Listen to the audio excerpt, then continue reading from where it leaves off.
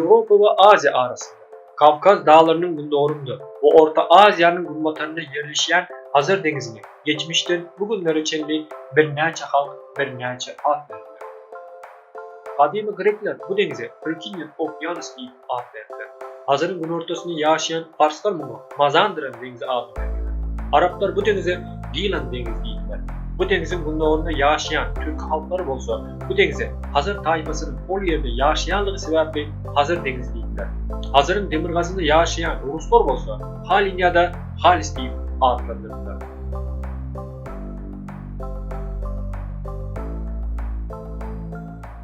Bizim dövrümüzde milletler arasında ulunayan Kaspa adı olsa M.Ö. 64. yılda doğulan Strabon adlı bir Grek siyahatçısı tarafından koyuldu. O bir yere seyahat eden vakti bu yerde Kaspiyen halk yaşattı ve bu denize halkın adını koydu. Hazar Denizi 50-60 milyon yıl ön var olan Tetis Okyanı'nın korumasının dağıdır.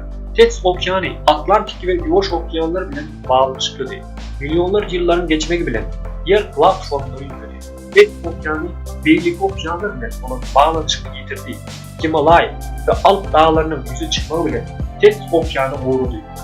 Ve bu okyanı uğramanından sonra Orta Yer Denizi, Kara Denizi, Hazar Denizi ve Aral Gölü aldı.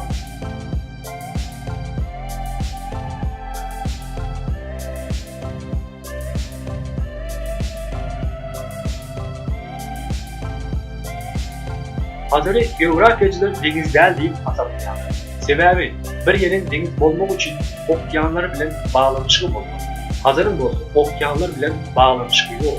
Şol bir vaktin özünüdür. Hazar, Ulluhanlığı bilen, suyunun kıymetli düzünü bilen başka göllerde tamamlanır. Hazarın meydanı 371 bin kilometre kvadrattır ve Hazar'dan denizler yağlı, debit, gaz ve başka kıymetli mineraller çıkarırlar.